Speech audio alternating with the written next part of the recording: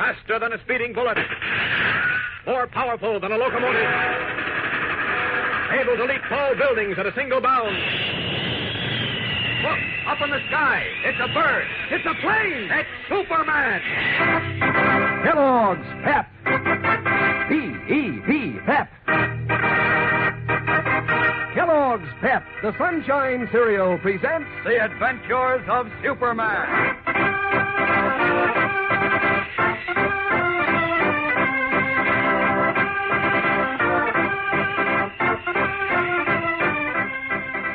Today, as the so-called Guardians of America revel in their daring plan to launch another sneak attack on the Unity House Committee, Clark Kent is unaware that his editor, Perry White, is himself a target.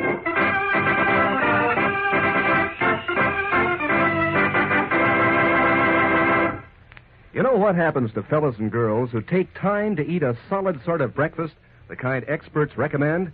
Well, watch them tear off to school in high in the snappy mood that makes for a good day.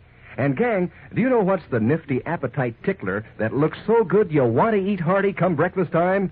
Why, it's Kellogg's Pep, the Sunshine Cereal. Yes, sir, those golden toasted flakes of sun-ripened whole wheat sure do give your appetite the old 1-2. And when you really dig in, Kellogg's Pep tastes just as slick as it looks. Smooth sunshine flavor and tender crispness, mighty terrific eating. One look at Pep's golden goodness, one taste of that knockout full wheat flavor, and you're all set to polish off every last spoonful in your bowl. And nothing could be smarter nowadays when it's off the beam to waste cereal, because the cereal grains have been picked out to give that swell grain nourishment to fellas and girls overseas. So latch on to Kellogg's Pep, gang, and when Mom brings Pep home from the grocer's, make sure it's not wasted. Handle with care is the idea if you pour your own cereal, and eat up every bit you pour out. Tip off the rest of your family, too. Just remember, eat all your Pep. Don't waste it. And now, the adventures of Superman.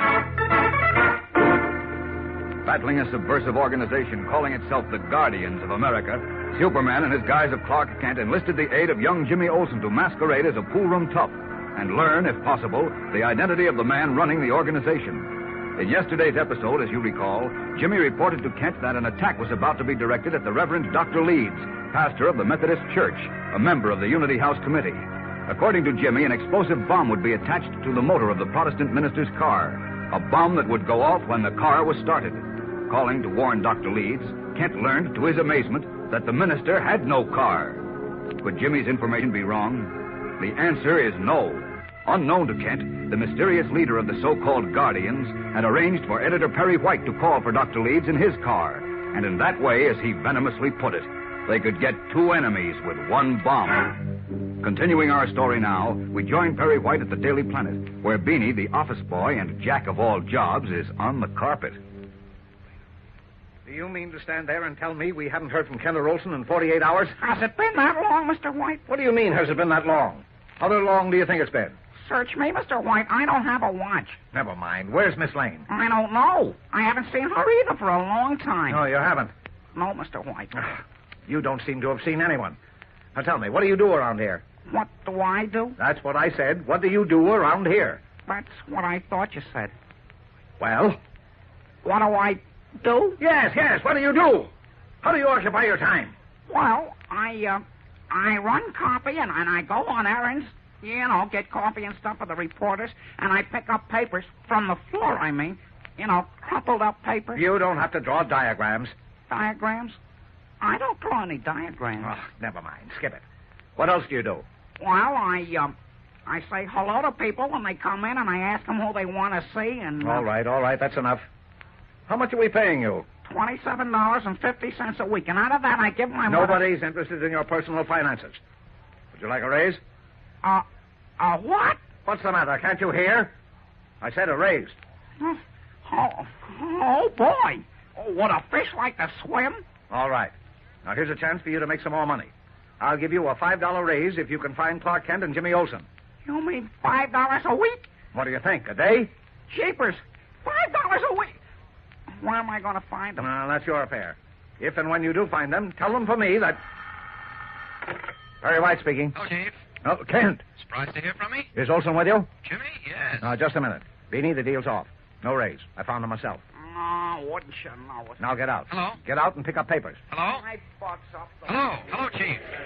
Hello? Hello? What's Hello? your hurry? I've been waiting for you for 48 hours. You can do a little waiting for me. I thought we'd been disconnected. Well, I like nothing better than to disconnect you limb from limb. Where have you been? Why haven't you kept in touch with the office? Wait a minute. Who's paying your salary? Whoa, take it easy, Chief. You know what I'm doing. Oh, I do I? Yes. What am I, a mind reader? Now, look here. You know perfectly well I'm working on a story. From the time it's taking, I'd say you were working on an encyclopedia. Don't be sarcastic. This is important, and you know it as well as I do. Say, by the way, Father Sheehan got your check. He's quite pleased. Yes, I know. He called me. He did? Yes. Matter of fact, I'm attending a meeting at his parish house tonight. Oh. I think you'd better come along. Well, I can't, Chief. I'll be busy. Busy? Busy with what? We're trying to ward off another attack on one of the Unity House committee members. Oh, who is it this We time? don't know. Jimmy hasn't been able to get any details, but it's pretty serious. Well, if you ask me, the whole thing is pretty serious. And I don't like the way it's being handled. Now, you have no right to say that, Chief. After all, we're doing the best we can. Yeah, that's what you think. If I had my way, I'd blast those guys behind this hate business off the face of the earth. Oh, sure. I'd use the power of the press to run them out of town. I'd print it in the biggest, blackest headlines I could find. Oh, no, Chief. Look, we've gone over this a dozen times. Oh, so what?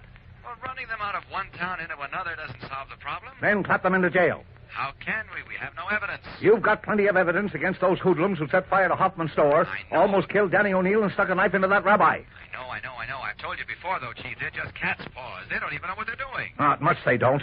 Well, look, Chief, it's senseless to argue this way over the phone. You know we can't get anywhere this way. Then why don't you show up at the office once in a while? Or is that asking too much? Here we go again. Now, one of these days, Kent, you'll go too far.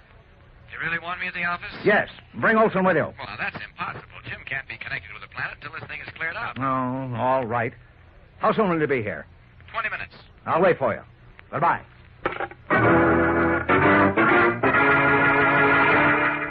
Boy, Mr. Kent, he sure sounded mad. You know the chief, Jim. All bark and no bite. Are you going to the office like you said? Well, I'm afraid I'll have to, just to keep peace in the family. What time is it, Jim? 4:30. When are you due back at the pool room? Mugg said to show up around 8. Well, you better stay here. Maybe you can catch a few hours sleep. Oh, I'm not tired. You should be.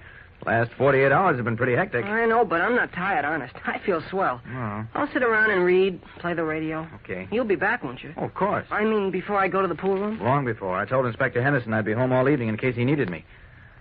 I don't see how anything can happen now that we've warned the 3 members of the committee who own cars not to drive them tonight. And on top of that, Henderson has a plainclothes man watching each of their homes. Well, that takes care of everything, I guess.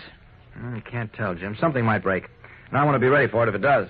You think maybe Muggs gave me a bum steer on purpose? A bum steer? I mean, you think maybe he told me they were going to hook a bomb up to the motor of somebody's car just to throw me off the trail? No. That's not what they're going to do at all? Could be. Well, if he did, then it means he doesn't trust me. It means he's suspicious. Well, that could be, too. Well, then maybe I better not show up there tonight. At the pool room, I mean. Oh, you've got to, Jim. If you don't show up and he is suspicious, it'll just confirm his suspicions. Yeah, I guess so. Not only do you have to show up, but you've got to go out on this job. Oh, the detectives watching the 3 houses have been told not to make any arrests, just to see that no property is damaged, so you won't be in any danger. Oh, that's good. But I want you to go along so that you can testify later as an eyewitness. Whose houses are the detectives watching? The 3 car owners in the committee, Hoffman, Murphy, and Walters, the school principal. Oh, The other 3, Father Sheehan, Rabbi Stone, and Dr. Leeds, don't own cars. that's right. Oh, hey, I better get going. Said I'd be there in 20 minutes. If I'm not, the chief will have apoplexy. Yeah, you're right. I'll see you later, Jim. Okay.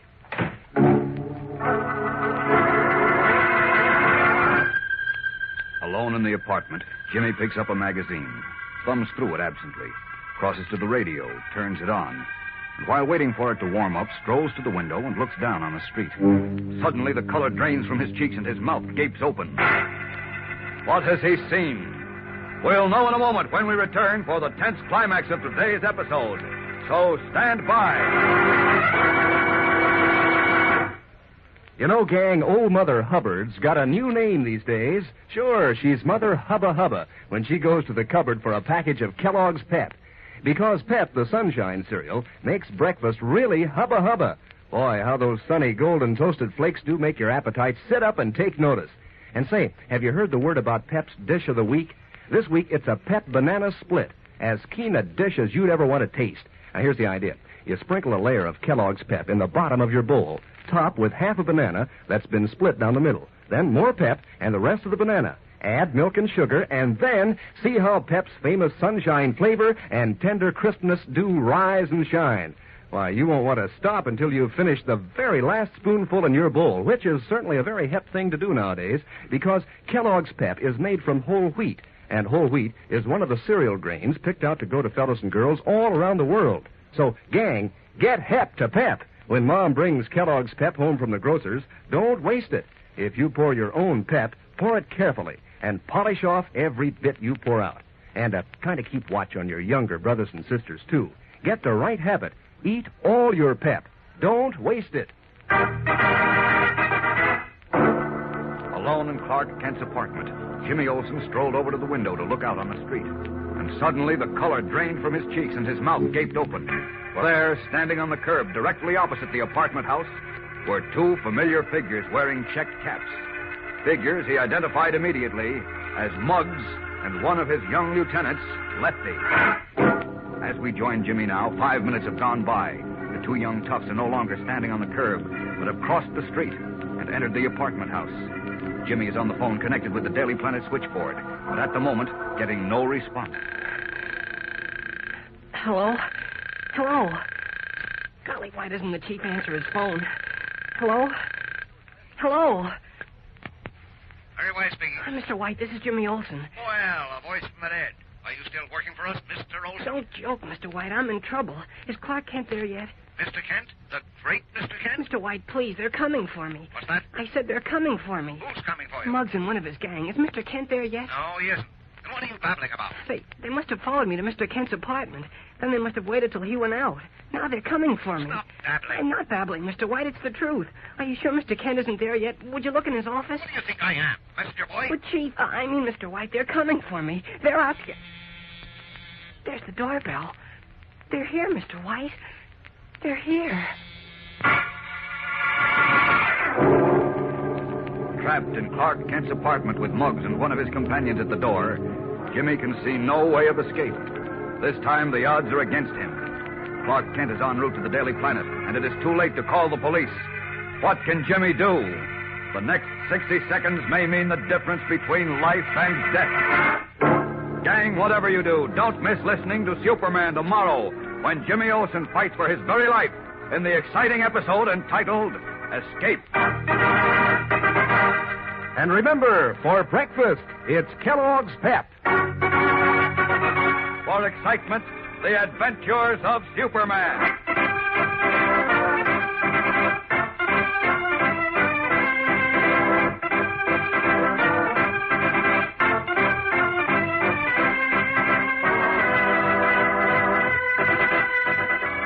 Superman is a copyrighted feature appearing in Superman DC comic magazines and is brought to you Monday through Friday at the same time by Kellogg's Pep, the Sunshine Cereal.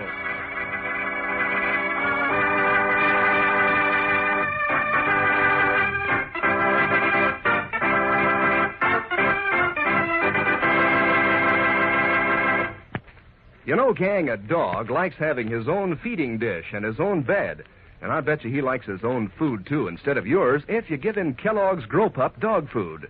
Grow Pup has a grand, meaty flavor dogs go for, and it helps keep them husky, too. Helps give them strong bones and teeth and muscles. There are 3 different kinds of Grow Pup, all of them wonderful for your dog. There's Grow Pup Ribbon, Grow Pup Meal, and Grow Pup Pellets. Ask Mother to get Kellogg's Grow Pup today. See if your dog doesn't go for it right off the bat. And be sure to be with us tomorrow for the thrilling adventures of Superman. This is the Mutual Broadcasting System.